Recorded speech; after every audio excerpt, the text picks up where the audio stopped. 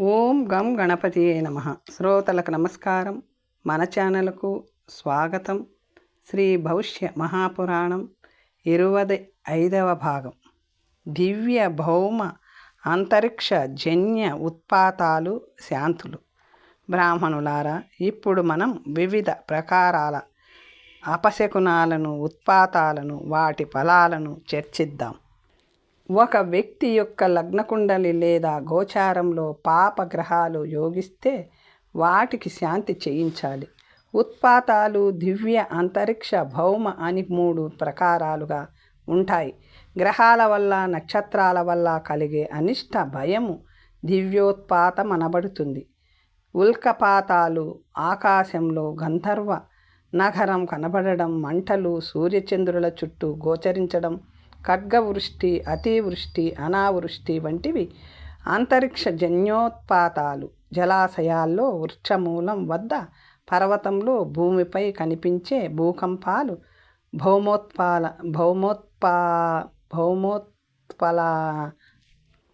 భౌమోత్పాలన పడతాయి. ఈ 2 ఉత్పాతాల ప్రభావము 1 వారం దాకా ఉంటుంది. ఆలోగా శాంతి చేయించకపోతే చాలా కాలం వరకు ఆ ప్రభావం అశాంతిని సృష్టిస్తూ అలాగే నిలబడిపోతుంది. దేవతల బొమ్మలు నవ్వడం, రక్తం స్రవించడం, మబ్బు లేకుండా ఉన్నట్టుండి మెరుపు, పిడుగు రావడం, వచ్చి పడడం, హింస, నిర్దయ పెరగడం, పాములు పైకి ఎక్కుతుండడం ఇవన్నీ దివ్య ఉత్పాతాలు. ఇవన్నీ దుర్నిమిత్తాలే. మేఘంలో పుట్టిన వాన కేవలం కొండపైనే కురిసి నేలపై పడకపోతే 1 వారం దాకా పుట్టే ప్రాణులన్నీ ఆ వారం లోపలే పోతాయి. ఒకే రాశిపై శని, మంగళ, సూర్యగ్రహాలు నిలబడితే అప్పుడే భూమిపై ఎల్లెడలా పొగలు కనబడితే చాలా పెద్ద ఎత్తున జనసంహారం జరిగే అవకాశాలుంటాయి. బృహస్పతి తన రాశి నుండి అతిచారం చేస్తే, అనగా తను ఉండవలసినంతకాలం అందులో ఉండకుండా తీవ్ర వేగంతో ముందుకు దూసుకుపోతే, అక్కడ శని కూడా ఉండకపోతే మొత్తం రాజ్యమే నష్టమైపోయే సంభావన ఉంది. పగలే సూర్యుడు కొద్దిసేపు కనబడకుండా పోయి దిక్కులలో మంటలు రేగి, ధూమకేతువులు, తోకచుక్కలు కనిపించి మాటిమాటికి భూమి కంపించినా, రాజుగారి పుట్టినరోజు నాడు ఇంద్రధనస్సు కనిపించినా అది చాలా పెద్ద దుర్నిమిత్తము, అనగా అపశకునం. భయంకరమైన పెను తుఫానులు వస్తాయి. గ్రహాలు తమలో తాము యుద్ధాలు చేసుకుంటున్నట్టు కనిపిస్తుంది. 3 నెలల్లోనే 2 గ్రహణాలు పుట్టుకొస్తాయి. ఉల్కలు పెద్ద సంఖ్యలో పడిపోతుంటాయి. ఆకాశంలోనూ భూమిపైన కప్పలు పరిగెడుతుంటాయి. పచ్చటి చినుకులు పడతాయి. రాళ్లలో సింహాకృతి, మార్చాలాకృతి కనిపిస్తాయి. ఈ అపశకునాలకి ఫలితం రాజ్యంలో తీవ్రమైన కరువు కాటకాలు, రాజు యొక్క వినాశనం. చైత్రంలో కానీ, పాల్గొనంలో కానీ నదీ వేగం అకస్మాత్తుగా అత్యధికంగా పెరిగిపోతే రాజ్యంలో విప్లవం వస్తుంది. ఇవన్నీ సూర్యజన్య అద్భుత ఉత్పాతాలు. హవనాదుల ద్వారా వీటిని శాంతింప చేయవచ్చు. అకృష్ణేన అని సూర్య మంత్రం ద్వారా హవనం చేయించాలి. ధాన్యాదులు నిస్సారమైపోవడం, ఆవులు నిస్తేజమై పోవడం, నూతులలో నీరు ఉన్నట్టుండి పాడైపోవడం ఇవన్నీ సూర్యజనిత ఉత్పాతాలు.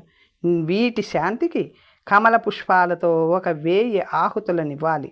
వికృత పక్షి, పాలిపోయిన కపోతం, తెల్లని గుడ్లగూబ, బాగా నలుపైపోయిన కాకి, కరాకుల పక్షి ఎందైనా ఇంటిలోకి వచ్చి పడిపోతే ఆ ఇంటికేదో మహా ఆపద వచ్చిన పడబోతుందని తెలుసుకోవాలి. మెడలోనున్న మాలలను, హారాలు మనిషి కదలకపోయినా అవి కొట్టుకుంటూ చిక్కుపడి పోయినా, అప్పుడే పుట్టిన బాలునికి దంతాలు మొలుచుకు వచ్చినా, దేవతా ప్రతిమలు నవ్వుతున్నా, వాటికి చెమట పట్టినట్లు కనిపించినా, ఇంటిలో కానీ, గొడ్ల చావిట్లో కానీ పామైనా, కప్పైనా ప్రసవించినా ఆ ఇంటి ఇల్లాలు 6 నెలల్లో నశించిపోవచ్చు. ఇంటి మీద కానీ, ఇంటి ముందలి భాగంలోనున్న చెట్టుపై కానీ పెద్ద శబ్దంతో పిడుగుపడి అగ్నిజ్వాలలు కనిపిస్తే గొప్ప ఆపద సంభవిస్తుంది. వీటి శాంతికై సూర్యభగవానుని ప్రసన్నుని చేసుకోవాలి. దానికేం చెయ్యాలంటే నువ్వులు పాయసంతో ఆయనకి 1000 ఆహుతులు ఇవ్వాలి. గోదానం చెయ్యాలి. బ్రాహ్మణులకి దక్షిణలు ఇవ్వాలి. దీనివల్ల శీఘ్రమే శాంతి లభిస్తుంది. అనుకోకుండా ధ్వజాన్ని, చామరాన్ని, సింహాసన విభూషితమైన రథంపై రాజును, ఛత్రాన్ని, స్త్రీపురుషుల దెబ్బలాటని చూడరాదు. అంటే అవే కనిపించకూడదు. నేల వణుకుట, కొండలు కొట్టుకొనుట, కోయిల లేదా గుడ్లగూబ రోధించుట వంటివి వినిపించినచో ప్రమాదమే. రాజు, మంత్రి, రాజపుత్రుడు, ఏనుగు వంటి ప్రియ ముఖ్య సంస్థలకు నష్టం వాటిల్లుతుంది. తాడి, పోక ఒకేసారి పూడితే ఆ ఇంట్లో వారికి ఆపద కలగవచ్చు. ఒక చెట్టుకి మరొక చెట్టు యొక్క పూలు, పళ్ళు పూసినా కాసినా అది సోమగ్రహజన్య ఉత్పాతముగా చెప్పబడింది. దీని శాంతికై సోమవారం నాడు చంద్రుని నిమిత్తం పెరుగు, తేనె, నెయ్యి, పలసాదులతో ఇమందేవా అనే మంత్రాన్ని ఉచ్చరిస్తూ 1000 ఆహుతులు ఇచ్చి చెరుని కూడా హవనం చెయ్యాలి. పాలు, పెరుగు, నెయ్యి, పక్వాన్నాలలో రక్తం కనిపించిన, ఉన్నట్టుండి ఇంట్లో మంటలు ఉవ్వెత్తున లేచినట్లు కనబడిన, మప్పు లేకుండానే మెరుపులు మెరిసినట్లు అనిపించిన, ఇంటిలోని పశువులతో సహా మనుజులంతా రోగగ్రస్తులాగై పోయిన, మంగళ గ్రహోత్పన్నమైన ఉత్పాతానికి ఆ ఇల్లు గురి అయినదని గ్రహించాలి. దీనిలో రాజు, మంత్రి, ఇంటి యజమాని ఈ మువ్వురి మారకం సూచితము. ఇట్టి భయంకర ఉపద్రవాలు కనబడగానే మంగళుని శాంతిపరచుటకై పెరుగు, తేనె, నెయ్యి కలిపిన కీరును గూలర సమిదతో అగ్నిర్మూర్ధ అనే మంత్రం ద్వారా 10,000 ఆహుతులు ఇవ్వాలి. 3 బ్రాహ్మణులకు భోజనాలు పెట్టి దక్షిణ ఇచ్చి ఎర్ర రంగు వస్తువులనే ఇవ్వాలి. స్వర్ణంతో కానీ రాగితో కానీ మంగళుని ప్రతిమను తయారు చేయించి దానమివ్వాలి. ఈ గ్రహశాంతి కార్యక్రమానికి తప్పక మంచి ప్రయోజనం ఉంటుంది. ఎవరు తోలకుండానే గోవులు తోకలను పైకెత్తి పరిగెత్తిపోతున్నా, కుక్కలు, పందులు ఇంటి మీదికి ఎక్కిపోతున్నా, ఇంటిలోని ఆడువారు ఏవో తెలియని భయాలతో సతమతమైపోతున్నా, ఉన్నట్టుండి గృహయజమాని మిథ్యావాదిగా మారిపోయిన, పుడమి తల్లి కదలికలకు లోనైన, రాజుగారు తీవ్ర వివాదాలలో ఇరుక్కున్న, ఇంటిలోని గోవులు అకారణంగా పెద్ద పెట్టున అరుస్తున్న ఈ ఉత్పాతాలన్నీ బుధగ్రహ జన్యాలని గ్రహించాలి.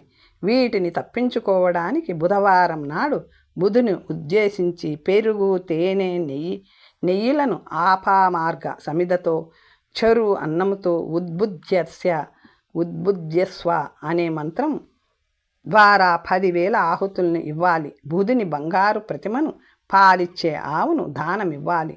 కాలం కాని కాలంలో పశువులు సంగమించడం, యమల సంతతి జన్మించడం, ఉన్నట్టుండి ధాన్యాదులు తరిగిపోతుండడం, ఇంటిలోని స్తంభాలు ఏమీ తగలకుండానే పగుళ్ళు వేయడం, పిల్లలు, కప్పలు, గోళ్లతో ఇంటిలోని నేలను గీరుతుండడం, ఇంటి మీదికెక్కడానికి ప్రయత్నించడం, ఈ దోషాలన్నీ కనబడు ఇల్లు 6 నెలల్లో సర్వనాశనమైపోతుంది.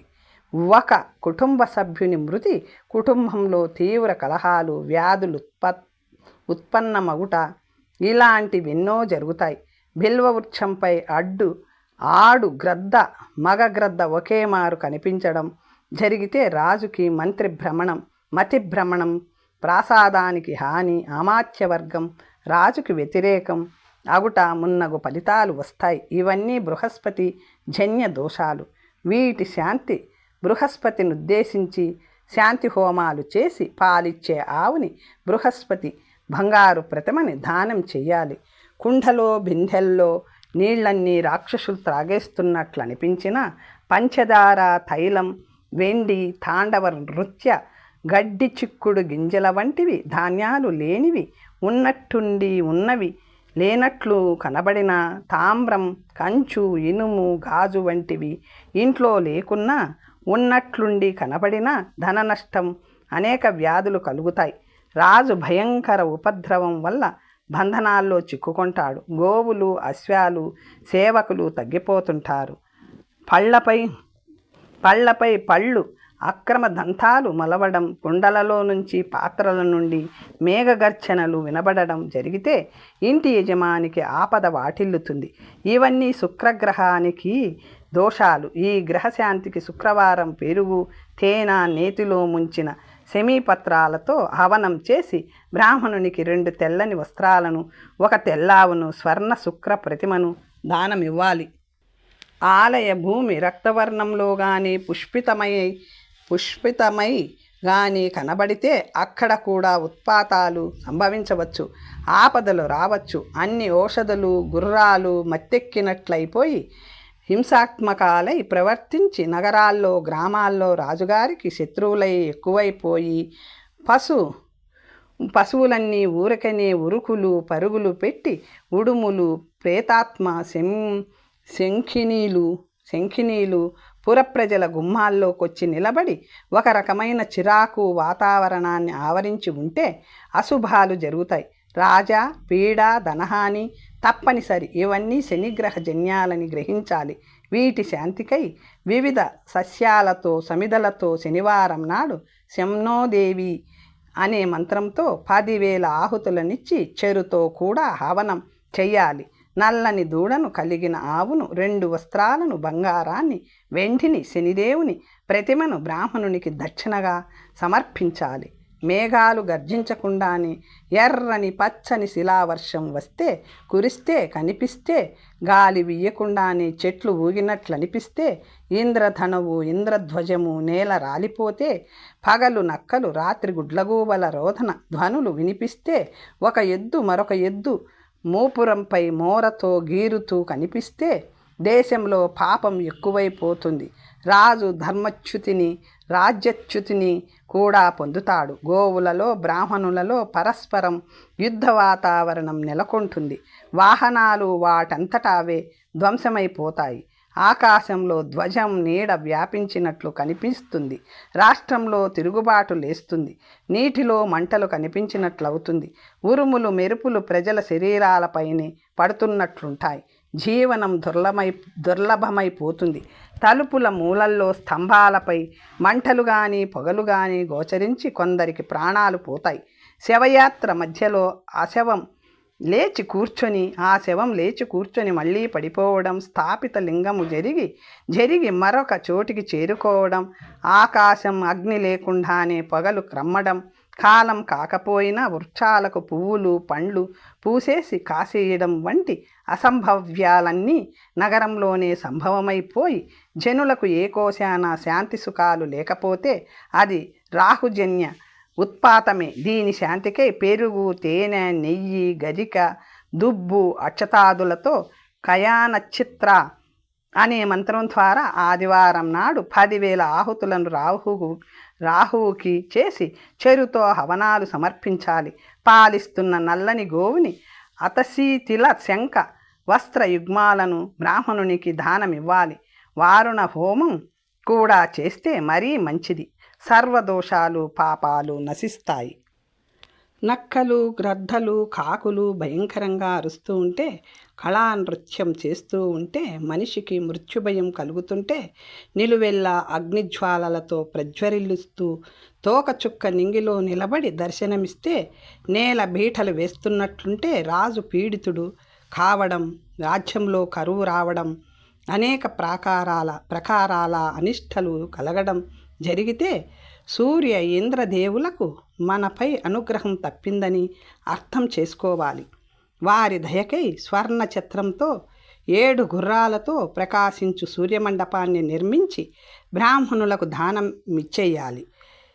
ఐంద్ర మంత్రముతో హవనం చెయ్యాలి. అకస్మాత్తుగా తాటి, సాల, అక్ష, కదిర, కమలాది వృక్షాల మొలకలు ఇంటి లోపల మొలుచుకు వస్తే అరిష్టం. ఇది కేతుగ్రహ జన్య దోషం. దీనికి త్రయంబకం మంత్రం ద్వారా పెరుగు, తేనె, నెయ్యిలతో 10,000 ఆహుతులిచ్చి చరువుని కూడా అగ్నికి దానం ఇవ్వాలి.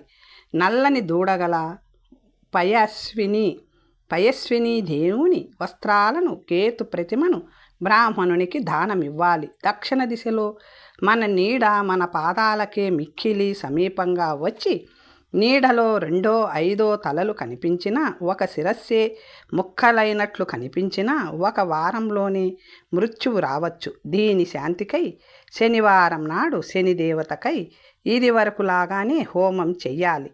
ఇలాగే కన్నులు, బాహువులు, పాదాలు దడదడలాడుతూ అదురుతుంటే సోమగ్రహానికి శాంతి చేయించాలి.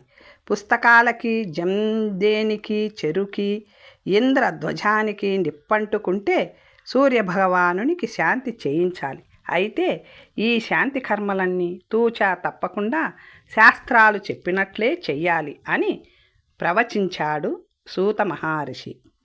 వాస్తవానికి భవిష్య పురాణములోని భవిష్య అనే మాటకి సార్థక్యం ఈ పర్వం వల్లనే కలుగుతుంది. వంశానుకీర్తన అన్ని పురాణాలకి ముఖ్య లక్షణం. వంశానుకీర్తనం చేతి పురాణం పంచలక్షణం అని ప్రతి పురాణంలోనూ చెప్పబడింది. భవిష్య పురాణంలోని ఈ ప్రతిసర్గ పర్వానికే ప్రత్యేకమైన అంశమేమనగా ఇది ఆధునిక చరిత్రకు దారులు వేసింది. దీనిని మన భాషల్లో తిథి వర్షాలని, అరబీలో తారీఖ్ అని, ఆంగ్లంలో క్రానికల్ అని అంటారు. భారతీయ చారిత్రక విజ్ఞానం ప్రకారం కాల ప్రవాహం అనంతం. ఒక సృష్టి తర్వాత ఒక కల్పానికి మరో సృష్టి, ఇలా కొన్ని మహాకల్పాలు నడుస్తాయని మన విశ్వాసం. ఇలా ఒక పురాణంలో ఒక కల్పం వర్ణింపబడుతుంది. ప్రతిసర్గ పర్వం వారాహ కల్పంలోని వైవస్వత మన్వంతరాన్ని చారిత్రకంగా వర్ణిస్తుంది. చాలా జాగరూకతతో సత్య త్రేతాయుగాలలో దీర్ఘాయువులైన రాజుల రాజ్యాధికాల వర్ణన చేసింది. తరువాత కలియుగ రాజవంశాలను కూడా వర్ణించింది. సంపాదకులు సౌనకాది మహామునులు భక్తి గౌరవాధారాలు ముప్పిరి గొనగా తనను పరివేష్టించి ఆసక్తిగా చూస్తుండగా పరమ పౌరాణికుండు వ్యాస శిష్యుడైన సూత మహర్షి ఈ విధంగా ప్రార్థన చేశాడు. నారాయణం నమస్కృత్య నరం చైవ నరోత్తమం దేవీం సరస్వతీం వ్యాసం తతో జయం ధీరయేత్. పురాణ ప్రారంభంలోని ఈ ప్రార్థన యొక్క అర్థం వివేచింపబడింది. సత్యయుగ రాజవంశ వర్ణన. మహాముని ఆచార్యుడనైన సౌనకుడు సూతమునీంద్రుని ఇలా అడిగాడు. మహర్షి, బ్రహ్మదేవుని ఆయువులో ఉత్తరార్థంలో భవిష్యమనే పేరుగల మహాకల్పం వస్తుందని, దాని ప్రథమ వర్షంలో 3వ రోజు వైవస్వత నామక మన్వంతరం ఉంటుందని, అందులో 18వ సత్యయుగంలో శ్రేష్ఠులైన మహారాజులు జన్మిస్తుంటారని విన్నాను. మీరు మాపై దయ ఉంచి ఆ రాజులను, వారి చరిత్రను, వారి రాజ్య కాలాన్ని ప్రవచన రూపంలో వర్ణించాలని ప్రార్థిస్తున్నాను చెప్పసాగాడు సూత మహర్షి. మునీంద్ర, 3వ రోజున 7వ ముహూర్త ప్రారంభంలో వైవస్వత మను మహారాజు జన్మించాడు. ఆయన సరయూ నదీ తీరంలో 100 దివ్య సంవత్సరాలు తపస్సు చేయగా ఆయన నాసిక నుండి ఇక్ష్వాకు మహారాజు జన్మించాడు. తరువాత బ్రహ్మ ప్రత్యక్షమై మనువునకు దివ్యజ్ఞానాన్ని ప్రసాదించాడు. ఆయన పుత్రుడు పరమ విష్ణు భక్తుడు. ఆ దేవదేవుని దయతోనే ఈయన 63,000 సంవత్సరాల పాటు రాజ్యపాలన చెయ్యగలిగాడు. ఆయన పుత్రుడే వికుక్షి. ఇతడు తన తండ్రి కంటే 100 సంవత్సరాలు తక్కువ కాలం రాజ్యం చేసి స్వర్గానికి వెళ్ళాడు. ఆయన పుత్రుడు రిపుంజయుడు మరో 100 సంవత్సరాలు తక్కువ కాలం పాటు ప్రజలను పరిపాలించి స్వర్గానికి వెళ్ళాడు. ఆయన పుత్రుడు కుకుస్థ మహారాజు మరో 100 ఏళ్లు తక్కువ పరిపాలించగా, అతని తనయుడు అనేనుడు మరో 100 ఏళ్లు తక్కువ చేసి పరిపాలించాడు. ఆ అనేనుని పుత్రుడు పృథు నామంతో విఖ్యాతుడయ్యాడు. అతని పుత్రుడు విశ్వంగస్వుడు, అతని తనయుడు అద్రి, అతని కొడుకు భద్రాశ్యుడు, అతని నందనుడు నాశ్వుడు. తండ్రుల కంటే ఒక్కొక్క 100 సంవత్సరాలు తక్కువగా రాజ్యపాలన చేశారు. యువనాశ్వుని పుత్రుడే శ్రావస్తుడు. అతడే శ్రావస్తి నగర నిర్మాత. ఆ కాలంలో సమగ్ర భరతవర్షంలో ధర్మం తన యొక్క 4 పాదాల మీద నడిచేది. తప, జ్ఞాన, యజ్ఞ, దానములనేవి ధర్మదేవత పాదాలని మనుస్మృతిలో చెప్పబడింది. ఈ ఇక్ష్వాకు వంశరాజులందరూ ఉదయాచలం నుండి అస్తాచల పర్యంతము ఉండిన సంపూర్ణ పృథ్వీని నీతి ధర్మపూర్వకంగా పరిపాలించారు. శ్రావస్త మహారాజు 35,000 సంవత్సరాలు రాజ్యపాలనము చేయగా ఆయన పుత్రుడు బృహదశ్వుడు 100 ఏళ్ళు తక్కువగా పరిపాలన చేశాడు.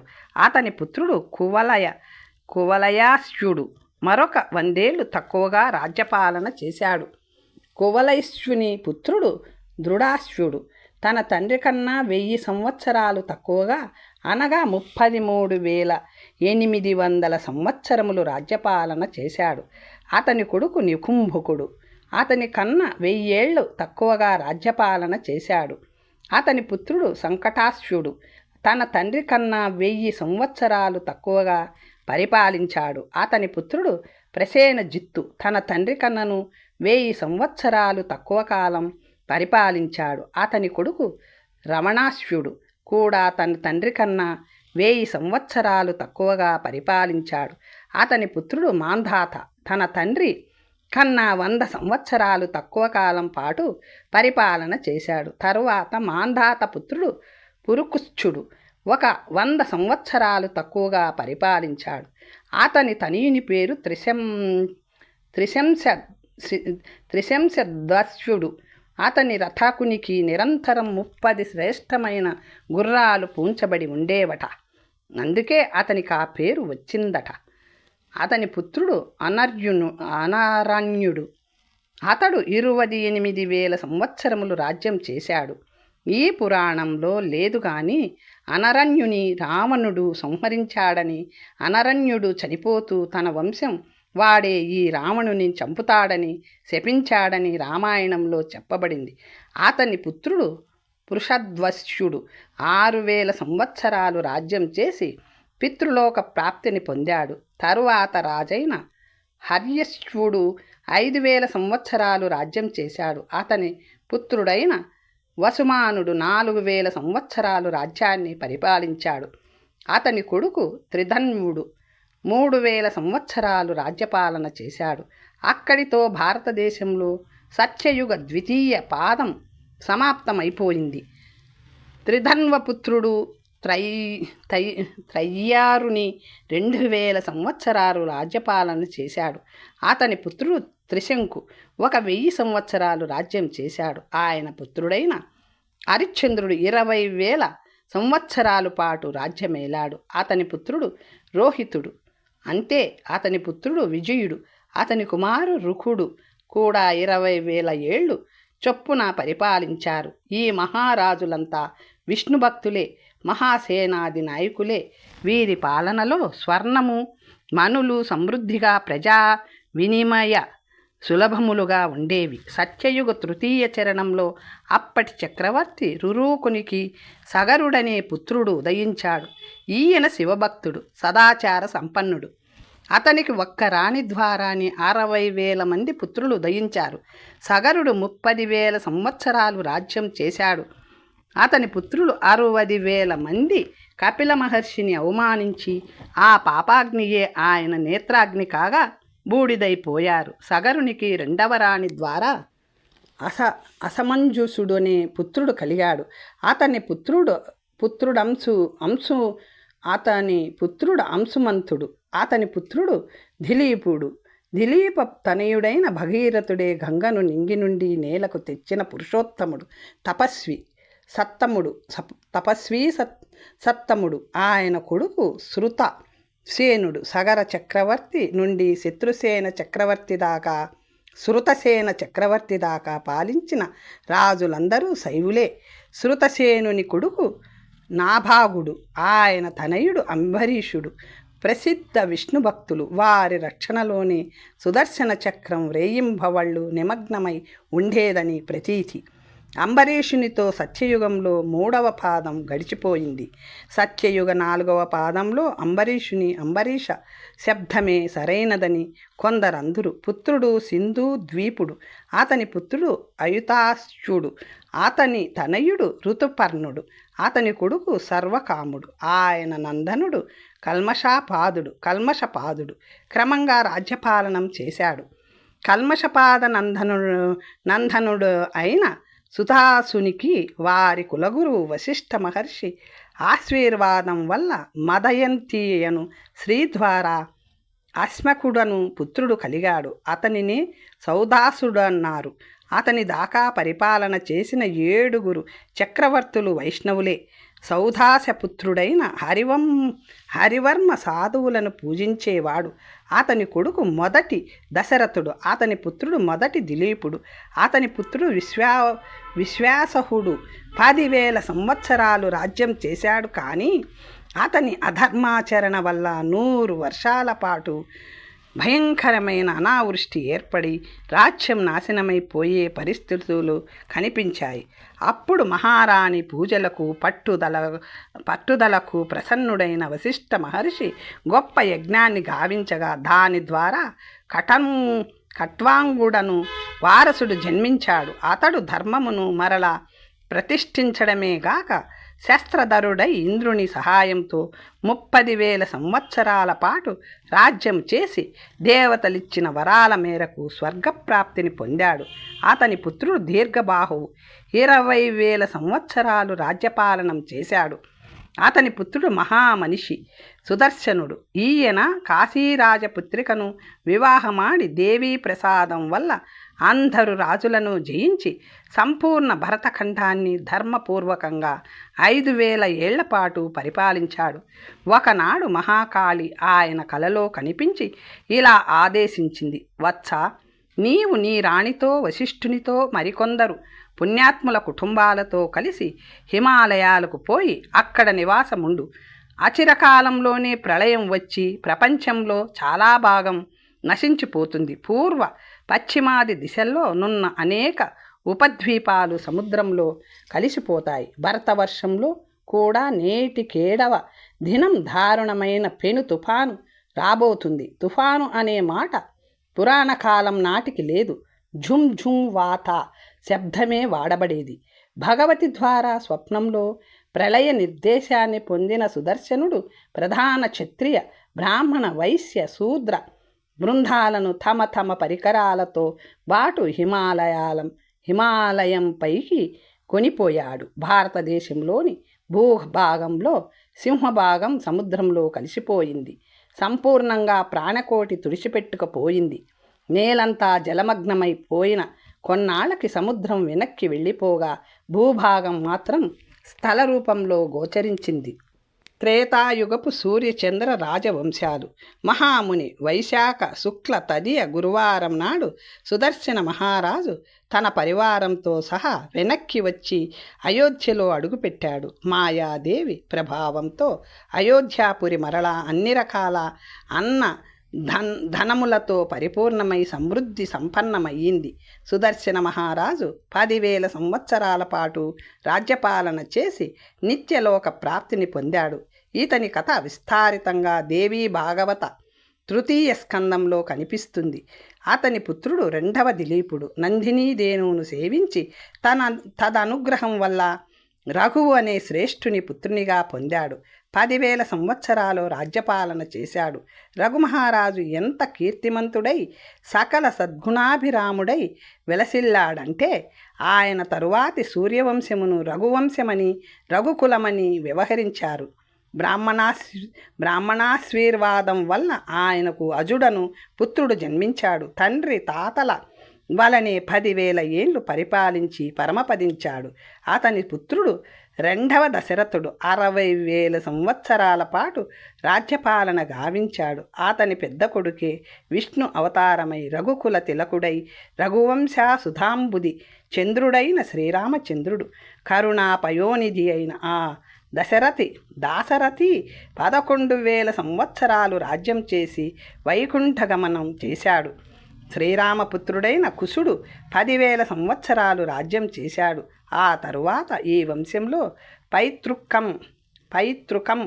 పైతృకంగా అతిథి నిషధ నలుడు ఈయన దమయంతి భర్త కాడు.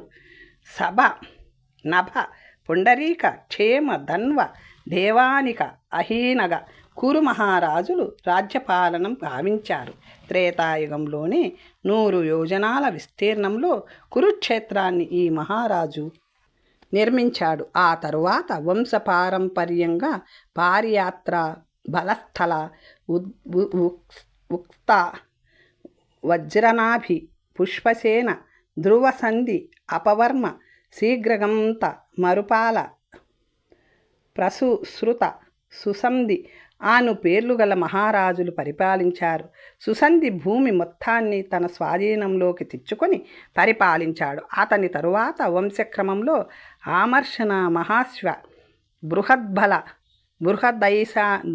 బృహదైసాన, మురుక్షేప, వత్సపాల, వత్సయూహ, ప్రతిహ్యోమ, దేవకర, సహదేవ, బృహద్దస్వ, భానురత్న, సుప్రతీక, మరుదేవ. మిగతా పురాణాలలో సూర్యవంశం వర్ణన ఇక్కడితో ఆగిపోతుంది. ఒక్క భవిష్య పురాణంలోనే అది కలియుగం దాకా సాగింది. సునక్షత్ర, కేసీనర, అంతరిక్ష, సువర్ణాంగ, అమిత్రజిత్తు, బృహద్రాజ,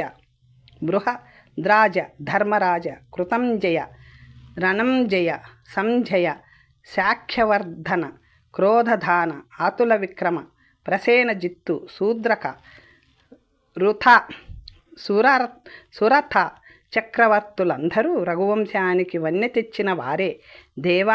దేవ్యారాధకులే, యజ్ఞయాగాది తత్పరులు, ధర్మావలంబకులు, ధర్మరక్షకులు కావడం చేత వీరంతా స్వర్గ నివాసాన్ని పొందారు. ఎందుకో గాని ఈ సందర్భంలో ఈ పురాణంలో ఒక మాట చెప్పబడింది. అదేమనగా బుద్ధ వంశజులు శుద్ధ క్షత్రియులు కారు. త్రేతాయుగ తృతీయ చరణ ప్రారంభంలో కొంత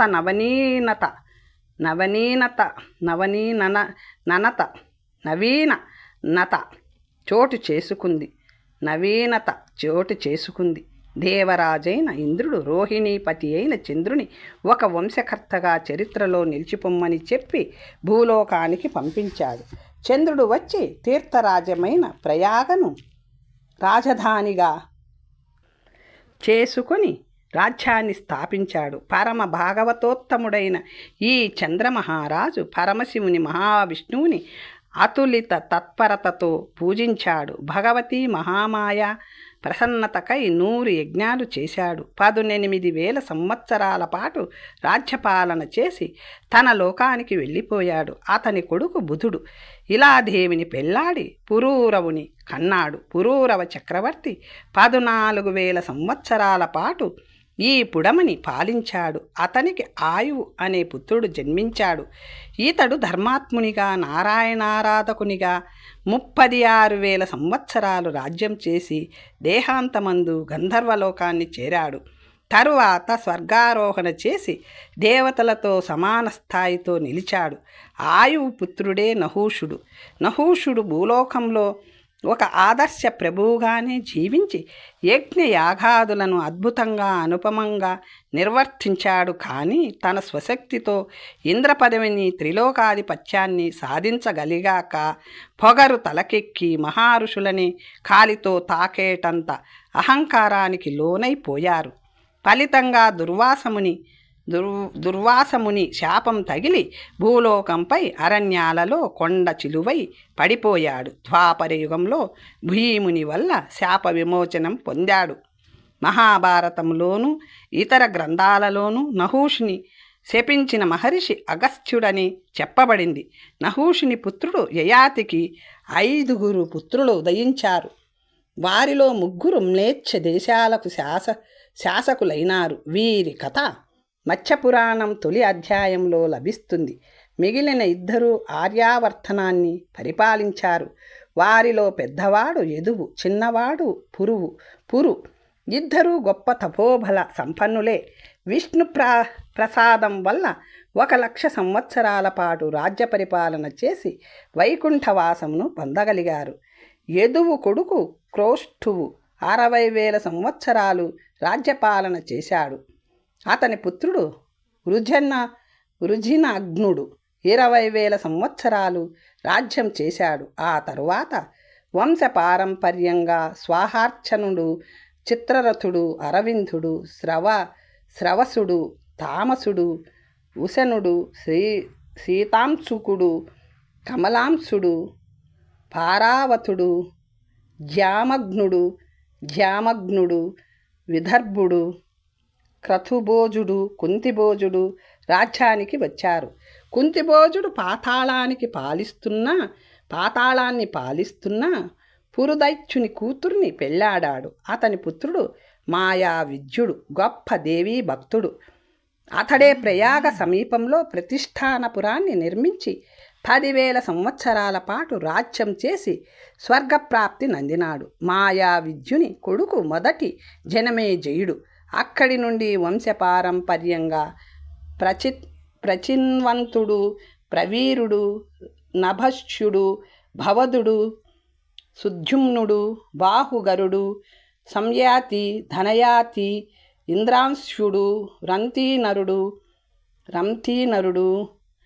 సుతపుడు రాజులైనారు. సుతపుని పుత్రుడైన సంవరుణుడు హిమాలయాలకు పోయి 100 సంవత్సరములు తపస్సు చేయగా సూర్యభగవానుడు ప్రసన్నుడై తన కూతురైన తపతికి ఇతనిని పతిని చేసి అనుగ్రహించాడు.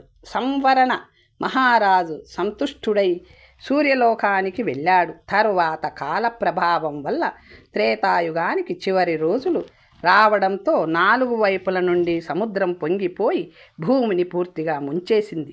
పర్వత సహితంగా మొత్తం భూమి అలా 2 సంవత్సరాల పాటు సముద్రం క్రిందనే ఉండిపోయింది. తరువాత పెనుగాలులు వీచడంతో సముద్రం వెనక్కి వెళ్ళిపోయి భూమి కనపడింది. అగస్త్య మహర్షి తన తేజస్సు ద్వారా భూమిని సారవంతం చేయగా 5 ఏళ్లకల్లా భూమి వృక్ష గుల్మ సంపదలతో విలసిల్లి నివాసయోగ్యమయ్యింది. సూర్యభగవానుని ఆజ్ఞతో సంవరణ మహారాజు అంతవరకు తనతో పాటు సూర్యలోకంలో నివసిస్తున్న రాణి తపతిని, గురువు వశిష్ఠుని, 3 వర్ణాలకు చెందిన కొందరు అనుచరులను తోడ్కొని భూమిపైకి వచ్చాడు. తరువాత కథ వచ్చే భాగంలో తెలుసుకుందాం. నమస్తే.